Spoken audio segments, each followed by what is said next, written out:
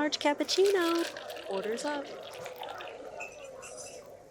All right, and welcome back, guys. How are we doing?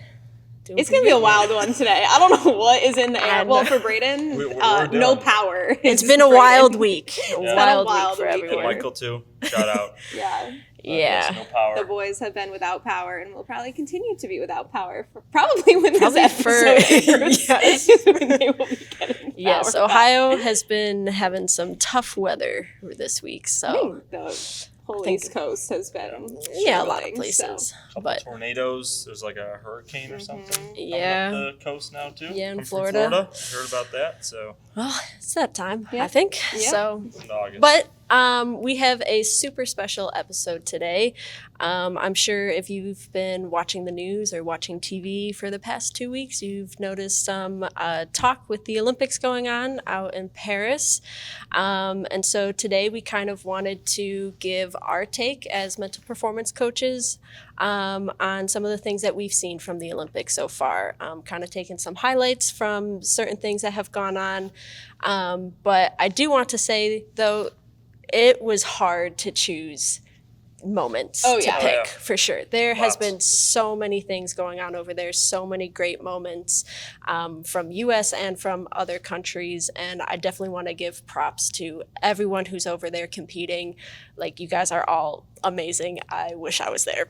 Yeah, but there's also been, like, for every victory moment, like, there's been the other side of it, and, like, seeing those athletes also, like, handle it with such poise and such grace. Like, it's just been really cool to see, like, you know, the Olympics is about bringing the world together, and, like, I think we've seen a lot of that, and it's been just really cool to see such sportsmanship, see such dedication and hard work, and, you know, some of it paying off, some of it not, and then seeing athletes teach and role model how do you keep moving forward. Like, it's just been I feel like maybe it's just because I'm so much more I'm looking at it from a different perspective this cycle through, but, like, I feel like it's been such a different experience watching this Olympics Definitely. than even 3 years ago. Yeah, and definitely too, like, even just with some of the athletes mentioning more of that outside of sports world. I know Simone Biles made a comment about meeting with her therapist, like, the morning before. Oh, yeah. Caleb Dressel also brought his therapist out there. Yep. And so, like, I think it's just so cool to see, like through this year, so many athletes, like, just taking that next step and tying in all of those, like, pieces, like, away from, like, performance and competing, like, just all of those other pieces that they need. Yeah, it's almost like something's changing. Like, I think this is going to be where we look back and be like, that's when it changed, right? Like, I think it's really cool that we don't even, I think, know, like, the real implications of, like, the athletes at the highest level being so open about mental health, so open about mental performance. Like, I think this is the event where we're going to look back and be like, that's when it started to change, and that's when the narrative started to shift a little bit. It's kind of cool to see it happening in real time right now. For sure, yeah. I also think it's cool, obviously, kind of going off both of you here. I mean, the Olympics is just a really cool event.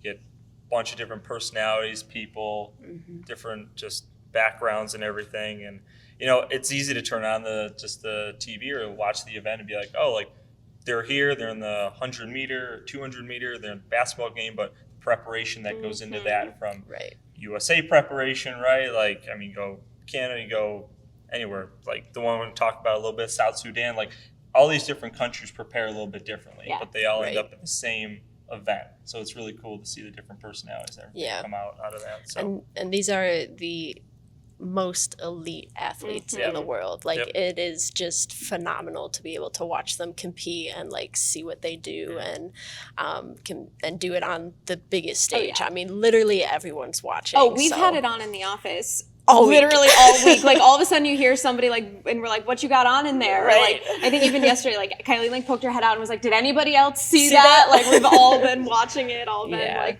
trying to keep updated, even with things like outside of our own sports. Like, it's just so it's so awesome to see people just push limits and push boundaries and take things to the next level, for sure. Yeah. But yeah, Braden, you mentioned kind of that basketball. Yeah. Let's kind of dive into some of the highlights that we've seen. All right. So my first two highlights are with the USA basketball team here. They played South Sudan in a exhibition round, I guess considered like the pool play or something before they actually get ranked in the ABC category. And one thing I thought really stood out. Now they won 100 to 100, which, you look at USA basketball with LeBron James and Steph Curry and Kevin Durant, and then name a player on South Sudan's basketball team. I couldn't name one, right? Yeah. So, I mean, you look at these two teams before the game, it's like, how do they not beat them by 50? How do they not even beat them, like even double their score? And for a game to be that close, for them to barely win by a point, a couple notes I made, it's like if you're USA, right, like just mentally taking what you can, I guess, take away from that, you can't take any team for lightly. Yeah. Or too lightly. Like team like South Sudan, I don't even know if they have anybody that's even and even in the NBA or they even made it to that level, but just can't take them too lightly to get to that point. So. And I think that's really cool because you get to see, I mean, growing up, obviously, in the U.S., we know LeBron James, we know Steph Curry. Like, those are, everyone knows them as top of the top elite athletes. But when you put them on the world stage, it's like, who else is out there? Because I know, like, I don't follow basketball too much. But if I do watch, it's obviously the NBA. But other countries have athletes who are doing just as good and better, and so it's cool to see the U.S. bring their best and see how it matches up to other countries. And the U.S. they pulled it off, like they pulled it out, but it wasn't this guarantee. There wasn't this like we just have to show up and wait for the buzzer. Like it all of a sudden got to this fight, and it's nothing's guaranteed. It doesn't matter who you are. It doesn't matter what predictions. It doesn't matter how sure of a medal contender you are.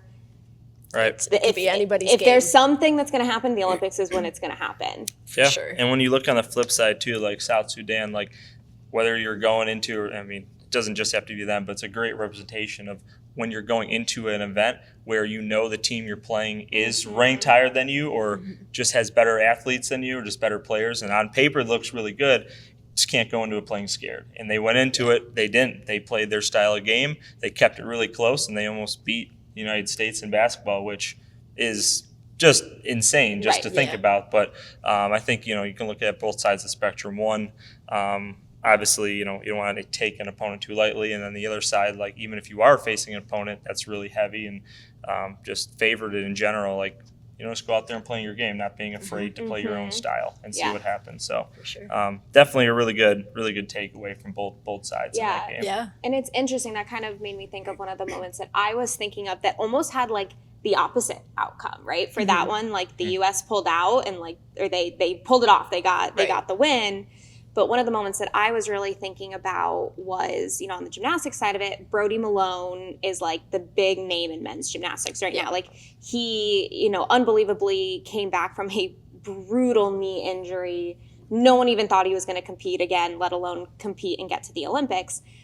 He was like kind of a shoo-in for a medal, and he went out, and the way the gymnastics works is you have a qualification round, and that's where you qualify as a team. You also qualify as an individual, and he had a terrible day of gymnastics and qualifications. Like poor Laura, and she works in our office. She like was crying because you just felt so bad for the kid because like he didn't even get to the point where he could try for a medal. And it was one of those things where everybody would have been like, Brody's going to win, like or Brody's going to do well and he's going to make it through, and he didn't.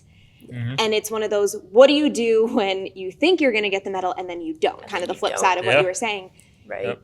And I would love to know the conversations that happened. I think kind of just knowing the guy that Brody is, there wasn't a conversation, but I'd love to know that internal dialogue. He came out the next day and a half after for the team finals, which the U.S. men took a bronze medal for the first time in 16 years. They took an Olympic medal as a team. But he pulled it together and he hit 6 routines the next day. And then you go on even farther to, watching the individuals, That boy was out there jumping higher, cheering harder. Like he was moving mats. He was they're like, oh, Coach Brody's in the house, like whatever. But he just took it as such a, there's nothing I can do about it right now. And I'm mad about it. I will deal with that later. My role right now is to be the biggest hype man and the best teammate that I can possibly be. And he was out there when one of his teammates took a medal, and like, that's what he needed to be doing for his team. And so he, And that's great to see, like when athletes, I mean, again, the Olympics is the biggest stage to compete in all sports. And to go into it and be heartbroken like that and still show up for your teammates and still show up, it's bigger than you. Yeah. And like, that's such a great mindset and example for younger athletes to have. And I'm sure that he had to go take his moment to be like, you know what, this sucks. This sucks. But then he had a choice. Do I sit there and let it suck and that be what everybody starts to talk about of, well, Brody didn't make it, Brody didn't qualify. Or, I think he made a really active choice to be like, it's not about me. It's about my teammates, and it's about this team, and it's about my country. And this is now what my team and my country needs from me. They don't need my scores. They need me as a teammate. And for him to kind of like fill that role was really cool. Yeah. And that kind of reminds me of one of the highlights that I picked out with track with Sha'Carri Richardson. Everybody was betting on her to come in and sweep and win the 100 meters. There's a lot of competition. I think it was interesting to see that. So typically, like with sprinting, the competition is USA and the Jamaicans. Like it's historically always kind of been those top two. But the Jamaicans all, like none of them made it into the final. Someone had Achilles season-ending injury before the Olympics. Another one scratched out before track even started. And then Shelly Ann Frazier was the only one who went out for round one with Sha'Carri. But there was so much drama happening behind the scenes that we didn't find out until later. But apparently the story goes is that Shelly Ann Frazier and Sha'Carri, because they weren't staying in the Olympic Village, there was a rule change overnight. They weren't able to use the same entrance for warm-ups, and so they missed their warm-ups for that day. And so all of that happening before, and then you're supposed to go out onto the world's biggest stage and perform, and you see two of the most elite athletes in the 100 meters make very different decisions. Because Shelly Ann scratched out. And Sha'Carri still went for it. And to like see the outcome of it, and it was I guess for me a little shocking to see the final and have her come in second, and I was like, what happened? But you kind of hear all of the things that went on behind the stories, and I don't know, how would you guys feel stepping onto the biggest stage and not being able to have a warm-up or have all of that drama before you're able to step out there? It's interesting. I think there's probably a lot of people that saw Shelly Ann, is that what you said her name? I'm like, all of a sudden I'm like, and are like, what the heck? What do you mean you scratch, right? Same, I think it was probably the very same narrative of when Simone Biles pulled out. But I think it sounds crazy. I think I would have done what she did. I think I would have been like, you know what?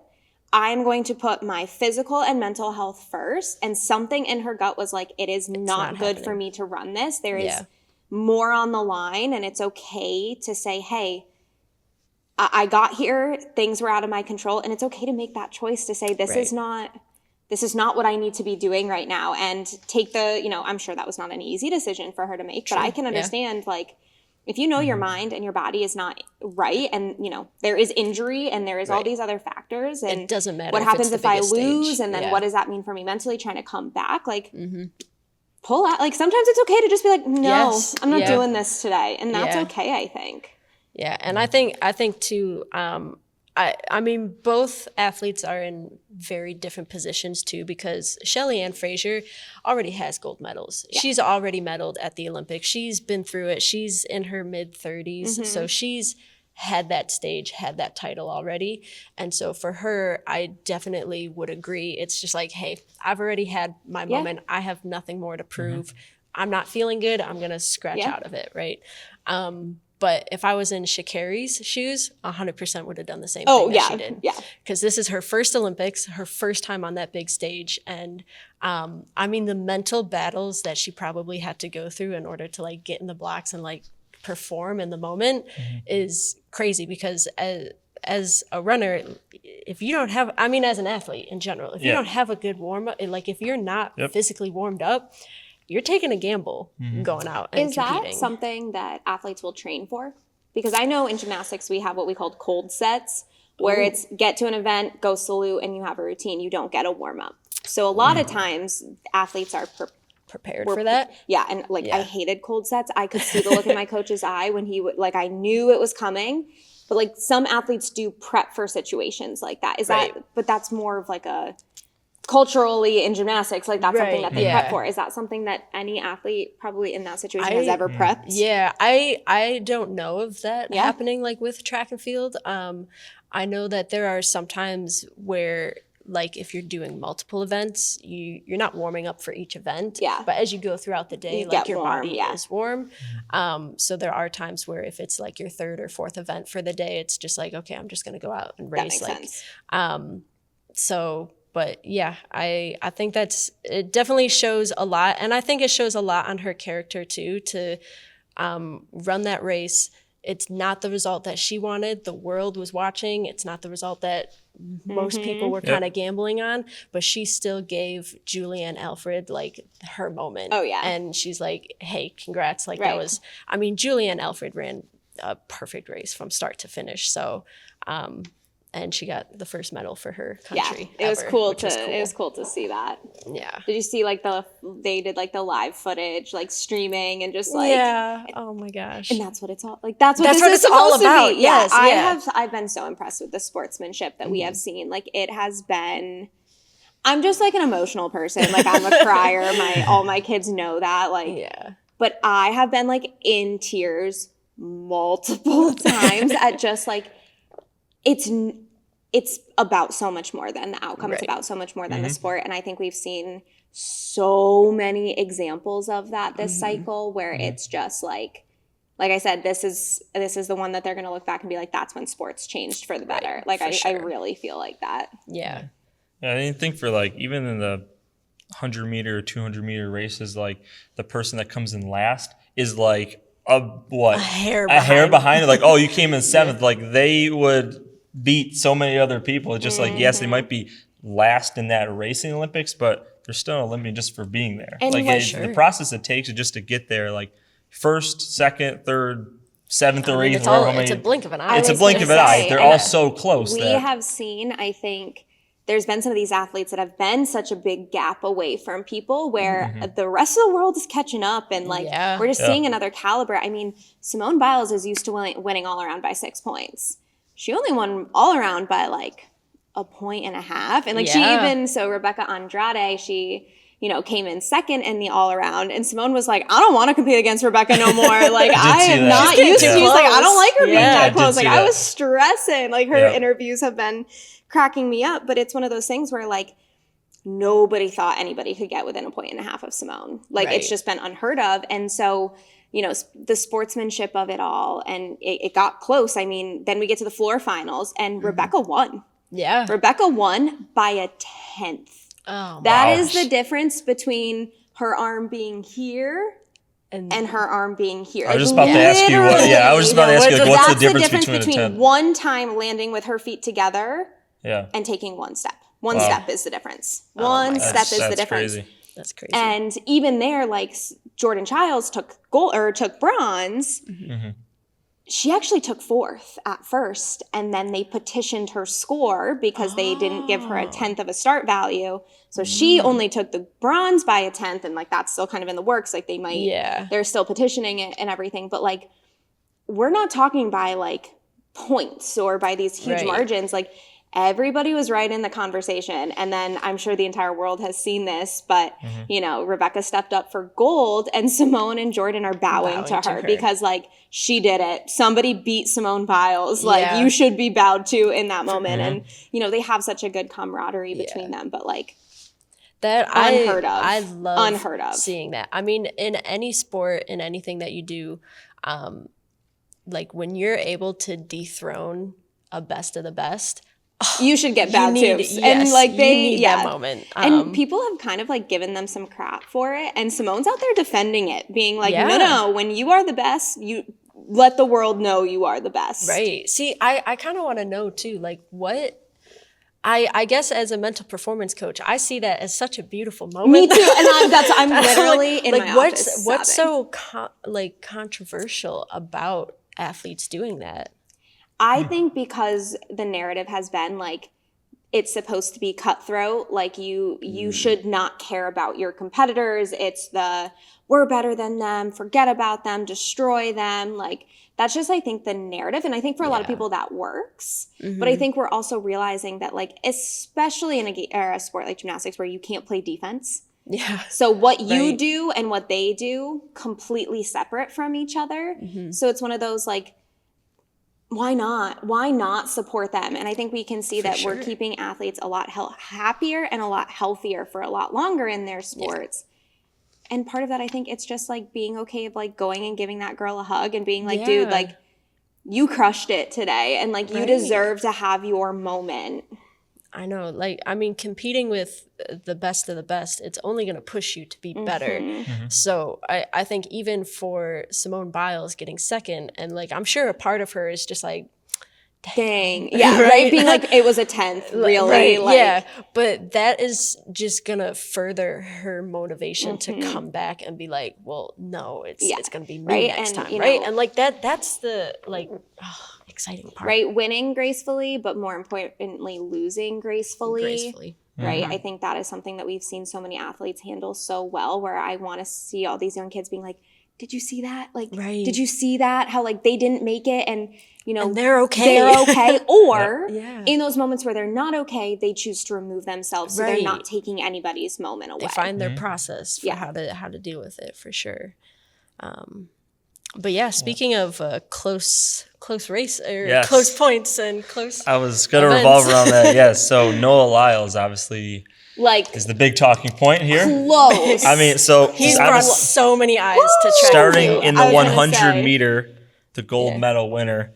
I mean, just watching just the race in general, like 100 meters, I now know it's very quick, very quick. Like it's a very quick race. And he kind of stumbled off the block a little bit, but it really does show like resilience. Like, you know, you might start a little rough, right? But it's now you start. It's how you finish. And even in a 100-meter race, like just, I mean, I think he was like a step or two behind. Like you can see, I could at least see on the screen, like he was a little bit behind. Now they're all moving really quick, but you can tell a little difference, and then just made it up in the stream. I mean, he was the last one almost out of the blocks. Like for the first half of the race, he was in the back. And that's crazy to think about in 100 meters because the race is 9 seconds. Right. You don't have that much time 9 seconds. Right. And so for him to be able to process that he was not coming off the blocks the way he wanted to stay calm enough to say, to execute. What do I need to do? What are the rules? And he know if I get my chest forward, that's what I got to do. And that's what it became about. And it was, how do I stay calm enough when I have under 10 seconds to regroup and pull it off? Keep going. Like, it's unreal. And I know, too, just if anyone follows track and field, you've heard some of the things that Noah Lyles has said over the years. But to be able to go into this race, like there was a lot of pressure on him to come out with that win. And what I thought was such a special moment was when they all crossed the finish line, he didn't think he had it. No. I think most people watching didn't I didn't think he had it. It looked like the Jamaican had it. And you can see in the video, you can see as they cross the finish line and they're looking up at the board waiting to see the results, he like runs up to the Jamaican and he's like, you got a gold. And he was so happy. And he didn't think he won at that point. He didn't think he won. And that was his initial reaction is to be like, oh my gosh, this guy did it. Sportsmanship. Yes. The highest level. I love to see that. Right. And it's so interesting because, you know, that's how when Jordan, like she wasn't on the board and then all of a sudden it's a great video. And of course I just love gymnastics, but like you see her realize that she took it, before anybody else, and then like everybody else realizing, and like, oh, it was such a moment. But Such a good moment. then there's always the flip side, right? For every person that wins, there's somebody that loses. And how, not only how do you handle it, but how do you help other people handle Right. it? There was the French gymnastics team, you know, they were the host country. They did not have a good qualifications, and it was just one of those, it was not their day, and we've all had them, and it just, you know, and they were devastated. And there's a girl, Melanie, who's kind of like their star gymnast. It wasn't shown on TV. I don't remember like how many days after, but you know, all of these girls know each other, and Melanie is just sitting there sobbing because she didn't qualify. And you see Ellie Black, who's a Canadian, she's literally over there like hugging her, telling her like, it's okay, and like wiping the tears from her eyes. So it's one of those, Noah went up and just said like, dude, you got it. Like, you got it. And then you see Ellie like being like, hey, you got it. Like, it's gonna be okay. And like, I love those moments. Yeah. And we always say it's not actually about the sport. It's like, I think that's like, we're talking about all these great moments, but like the things that make it so impressive isn't the fact that they got a medal. It's the moment around the medal. Right. Or the lack of a medal, I guess, too. Yeah, for sure. And then you got the 200-meter race. Right. Oh, This dang. 200 just happened yesterday. Expectations are high. Hot takes are out there, right? Noah Lyles, like he was the favorite by far. I don't know. Who The 200 was 200 his was, race. you said, was his race. And I think it just came out I think I saw it on Instagram. I think it was yesterday. He had COVID. That's what he had. So that's what kind of put him down there. But high expectations. A lot of Watching that race, that was, it's interesting because we didn't know until after that COVID was Going through the village, basically. basically, and so like all of this hype, all of this just excitement around him coming out for the 200, being the next person to do the double 1 and 2, come out with a gold, and to see him like come around and like down the straightaway, he's not gonna do it. He's not gonna do it. And I would put myself in his shoes of like how would I have handled that? Like, I can just only imagine the amount of pressure on his shoulders, and then to come through like that, the mental struggle after, to be able to face that, and to not only feel like you've let yourself down, but feel like you've let your country down, like you've let oh man, that it was like heartbreaking for me to watch. But again, like, I mean, I think it was probably like an hour later it came out that he had COVID, and he's had it for 2 days, but he still made the decision to go out and compete because he wanted to show face in his race, which is awesome. And even his response to getting bronze, let's still keep in mind that he took a bronze medal. I was For gonna say, sure, let's all just the guy ran with COVID let's and just, still give medal. the boys some credit here. That's Right, insane. yeah. Like, he ran with COVID and still got medal. but that, like, that's where I'm like, there's such a fine line where athletes can make the decision of, I'm going to choose to handle this well, or I'm going to sulk and I'm going to be upset with it.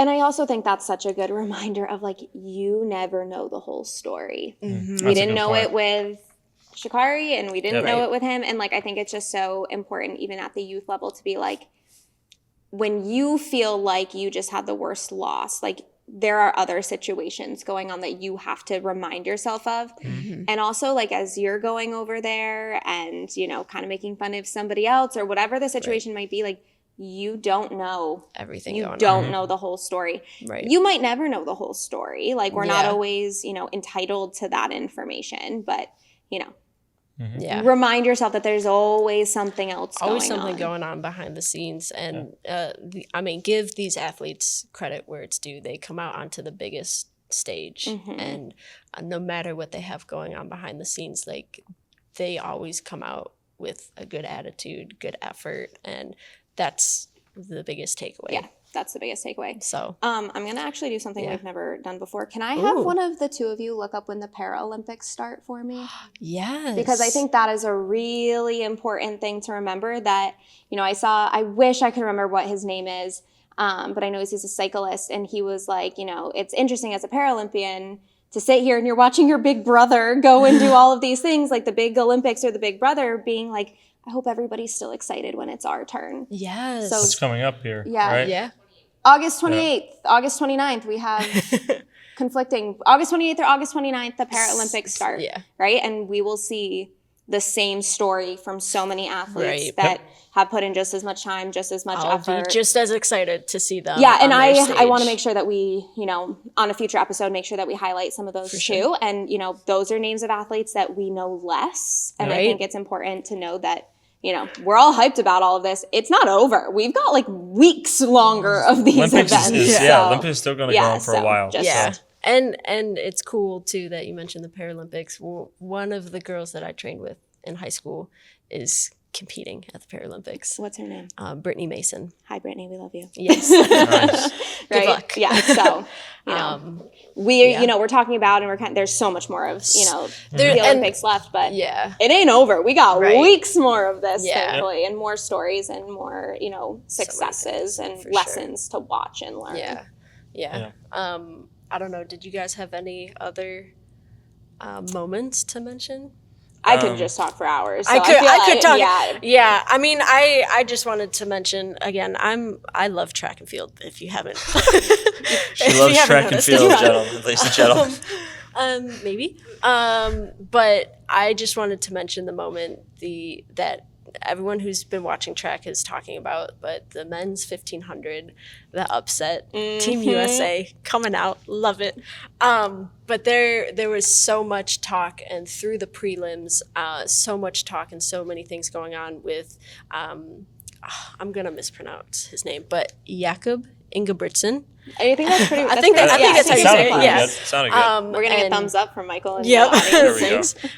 Who competes for Audience. Norway, and then Josh Kerr, who competes for Great Britain. They were the two favorite coming in. Everyone was expecting it to look exactly how Tokyo was with Jakob, Josh, and I think one of the Kenyans.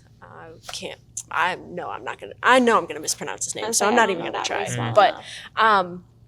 But going into it, Jakob Ingebrigtsen was playing games in the prelims. He was running every prelim from the back, jogging, and last lap, like he would come around and win and qualify, and he was just disrespecting these other athletes. But coming into the final, it is anybody's day. And he takes it out at world record pace. And Josh Kerr is right behind him, and it's looking like it's going to be the same thing as repeat. Tokyo. And in the last lap, Cole Hocker. Just see Cole coming up. Oh my gosh! And Nagoose, another USA runner, they are fighting, fighting all the way to the finish line, and Cole Hocker comes out with the win. And Jakob fell back to fourth, didn't even place. And Nagoose got third. Oh my gosh, watching that race, that's why I love track. Look at that. Sometimes it's What good commentary. for people to underestimate you. Yes. Right? And again, we could talk for hours, but Steven Nezarajic, if you Yes. don't know, you don't have Oh to know my men's gosh. gymnastics for you to know Steven, and I Ken can't quite, right? Like this boy, he's a pommel horse specialist. The men's team is just notoriously weak on pommels. It's just something that the U.S. team is not good at. So, he chose pretty early in his career of saying like, hey, I'm not that great at these other events, but I can still make a name for myself. I'm going to specialize in pommels. And, he deserves a movie written about him. I mean, there's 6 events. You put 3 boys up on each event, and he had to wait until the last rotation, the last routine, to pull out this routine. And my favorite, he's sitting like he's a sleeper agent sitting there, but he's doing his visualization. You can tell he's trying to control his breathing. Nobody knew who this guy was, and he refers to himself as the nerdy kid. Yeah. He solves Rubik's cubes before he goes because it helps him stay focused. He did do it under 10 seconds. Amazing. But it's just one of those things where nobody knew his name. He wasn't one of the big flashy guys. There's some really good names in gymnastics right now that are trying to amp up the sport, because it is the men's gymnastics in the US is a little bit of a dying sport, and we're seeing so many programs close.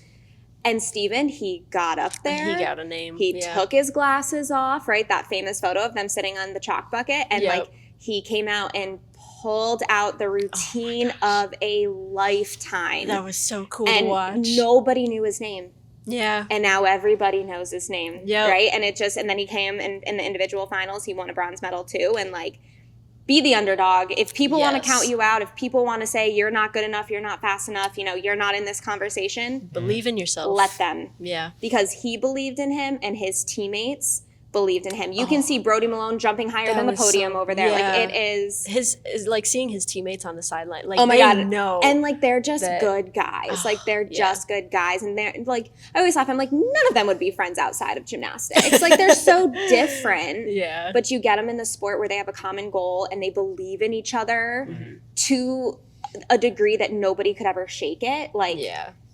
they brought home It's some medals, amazing. and now people know about pommel horse. Nobody knows about pommel horse. Yeah, so it's really cool. Be the underdog. Yes, and like I've said too, on the biggest stage, it can be anybody's day, anybody's event.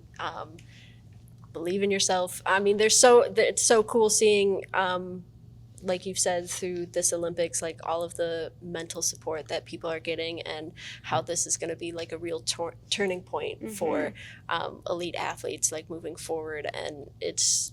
Oh man, it's exciting. Yeah, we got 3 more days of it. It is.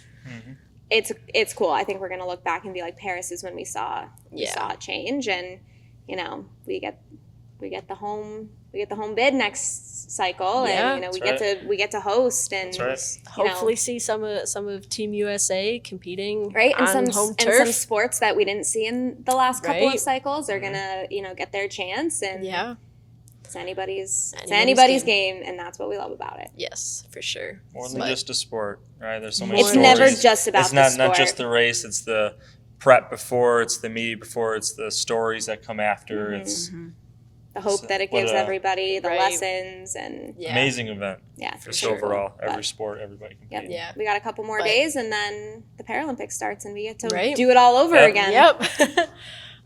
But yeah, like I said in the beginning, I mean, these are only just a couple of the things Yep. that have gone on. It was very hard to pick moments just because we see so much of it, so many great things happening over there. But I think we'll kind of wrap up for today for this episode. And there's definitely watch out for part 2 because we got more. I was gonna say, and if you have any big moments, that you love that we didn't hit on, send us a message, comment. We'd love to kind of hear your stories For and sure. What moments stuck out to you. Yeah. Sweet. All right. Well, All right. we'll see you guys next time. USA. If you like what you're listening to, be sure to follow the Athlete Cafe on Instagram, TikTok, and YouTube. You can find us wherever you enjoy listening to your podcasts.